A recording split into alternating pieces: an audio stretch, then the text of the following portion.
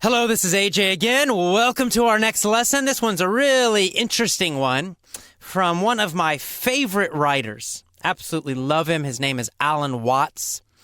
He actually died back in the 70s, but just an amazing man. So intelligent and also quite funny, actually. Just a great sense of humor.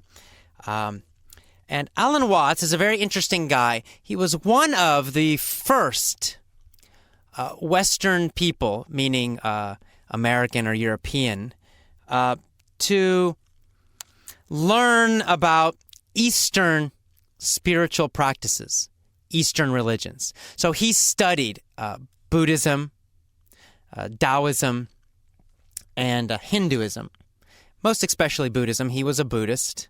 He became a Buddhist. And then he came back. For example, he lived in Japan, actually, for several years and learned Buddhism there in a monastery.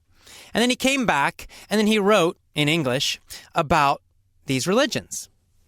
The other interesting thing about him is that he was a Christian minister before he became a Buddhist. I believe he was Episcopalian, which is a kind of Christian, but he was a minister. He was a preacher. And so the very interesting thing about Alan Watts is that he has a great understanding of both the Western and the Eastern religious practices, religious beliefs, and not just the normal kind of religion, just go to church and pray and read your little book, but really the deeper meanings of both Christianity, Buddhism, etc. And he has a great way of teaching Eastern religions, especially Buddhism and Taoism, to Western people in a way we can understand. So anyway, and he's also just a really funny, interesting guy and a very intellectual guy, very intelligent. So this is from one of his books about Taoism. Now, Taoism is actually spelled with a T, Taoism, but it's pronounced Taoism like it's a D. Why is that? Because English spelling is crazy. English spelling, as you already know, is very difficult, and there's no logic about it, or very little logic about it. So it's spelled with a T, but pronounced as a D. I don't know why. Why didn't we just spell it with a D? I don't know.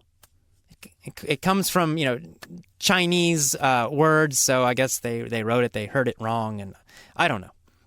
Anyway, it's pronounced Taoism. And the book is called Taoism, Way Beyond Seeking. Taoism, Way Beyond Seeking by Alan Watts, A-L-A-N, and then his last name, W-A-T-T-S. And by the way, he has a great podcast, alanwatts.com, I believe, is his podcast.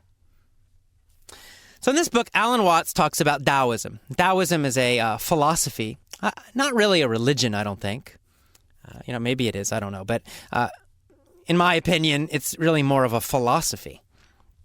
It's a way of living. It's a philosophy about life. It's a very natural philosophy. The basic idea of Taoism is that you should live in harmony with nature. You should follow nature, be part of nature. And if you live with nature instead of fighting it, your life will be much more successful and happy and easy.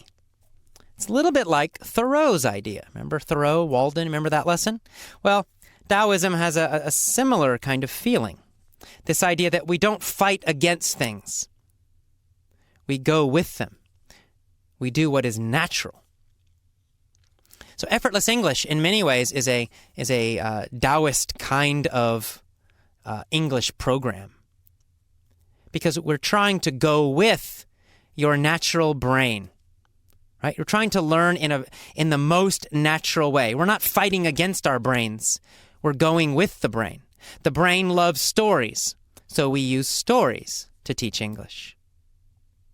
The brain learns grammar best from patterns and stories, not from rules. So we use patterns and stories to teach grammar. You learn vocabulary best and fastest from stories and from reading interesting articles and books. So that's what we use in our system. So this is the idea. You're not fighting against something with effort, trying. You're doing what is most natural. When you do what is most natural, it's easier and it's more successful. Wow, two great things at the same time. All right. So now this section from his book talks about the subconscious. Remember, we've had this word before.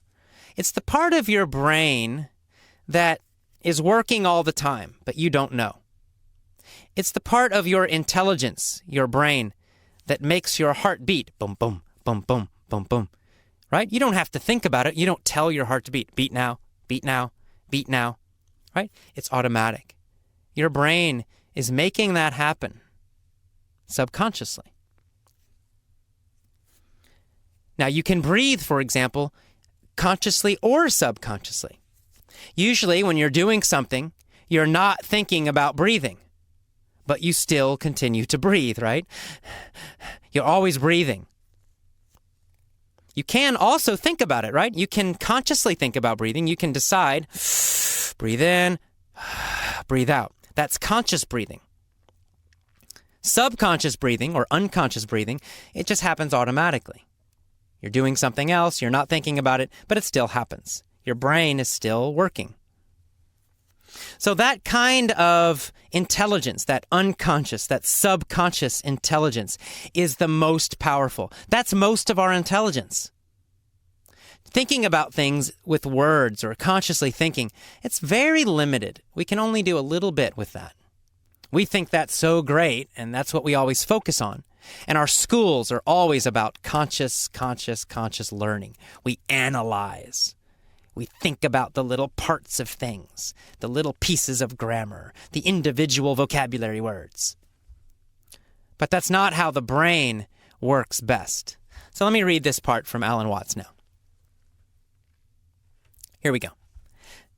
Now, if you want to find an intelligent solution to a problem, your brain can do the work. You have all the necessary intelligence inside of your skull. However, most people never use their brains. They use their conscious minds instead. And they use their conscious minds the same way they use their muscles. You can strain your head just as if it were a muscle. You can work very hard trying to find a solution. But it doesn't really work well that way. When you really want to find an answer to something, what you need to do is contemplate the problem calmly. Visualize your question and then simply wait. If you don't do this, if instead you try to find the solution through brute mental strength, you may be disappointed, because any solution that comes in that way is likely to be wrong. But when you have waited for a while, the solution will come by itself, automatically. That is how to use your brain. And it will work for you in the same way that your stomach will digest your food for you, without you having to supervise it consciously. Our attempts to supervise everything consciously have led to consequences that are not good for our stomach. And the reason is quite simple. Conscious attention, which uses and employs words, cannot think of very much. Therefore, we are forced to ignore almost everything else while we are thinking consciously. We think along a single track. But the real world doesn't proceed along a single track. The real world is everything happening all together, everywhere, at the same time. And you just can't take all of that into consideration because there isn't time. However, your brain, your subconscious brain, can take it all into consideration because it is capable of handling innumerable variables at once, even though your conscious attention cannot. Words are not capable of handling any more than a single, very crude and simple track. And that is why we have to trust our brains. We are much more intelligent than we realize. Okay, well, a little bit of a long section there. And what's the basic meaning of this? He's basically saying that your subconscious, the part that you're not aware about, the part that does not use words, the part of your brain that doesn't use words, it's much more intelligent. And I think we've all had this experience, right? You have this problem, and you're thinking, and you're worried, and all this stress. You're trying to solve the problem, but you can't quite solve the problem. And then finally, you're so tired, you just stop. You go to bed, or you go watch a movie or something. And then, when you're not thinking about it, suddenly, boom, a solution, a great solution. Right? Your brain, your subconscious brain is thinking about it then. Finally, you let your subconscious brain work, and it gives you the answer. It gives you a fantastic answer. So that's just one small example. The point is, you must let your subconscious brain do its job. You have to trust it. It's far more intelligent than your conscious brain is. Now, of course, as I was saying already, this is key to learning English. It's key to the effortless English system. This is the foundation. This is the most important idea that we use with effortless English. We are teaching you English with your subconscious brain. We are teaching to your subconscious brain. If you start thinking about it, if you try to study grammar rules, for example, you're going to destroy what I'm doing. You're going to destroy your subconscious brain. You're going to turn it off. You're going to block it by thinking, and studying all these grammar rules. Your grammar will not improve quickly. So you must use our system. That's why I'm always telling you, don't study grammar, because we designed the system, I designed the system, to teach your subconscious brain. If you trust me, if you use the system exactly as I tell you, you will succeed very quickly. You'll be surprised. But you must do it. If you try to use my system and also study grammar, well, it's not going to work very well. You're going to learn more slowly. If you try to use my system and also try to memorize single individual vocabulary words using a vocabulary textbook, you're going to hurt my system and you're going to learn more slowly. If you try to use textbooks or normal English classes, and do my system at the same time, you can do that. It's your choice, but you will learn more slowly. So please follow my system completely, 100%. Just try it for 6 months. You do all of these lessons. After, you can do something else if you want. It's your choice. But I don't think you will, because you'll see the result. But you must use the system exactly as I tell you.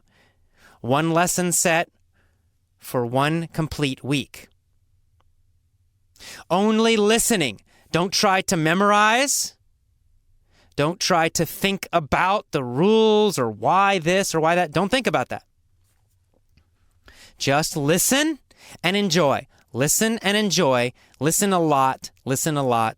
Enjoy. Smile. And in the mini stories, answer the questions quickly. That's all you need to do. If you do that, then you're going to start doing what Alan Watts has described. Your subconscious brain will just start to remember English. You'll remember the vocabulary words. You'll start speaking. It comes out. You won't try. You will naturally start to speak more correctly, more quickly. Your pronunciation will naturally improve. You'll understand more English faster and faster without trying. So it's the Taoism approach to learning English. All right, I will see you next for the vocabulary. Bye-bye.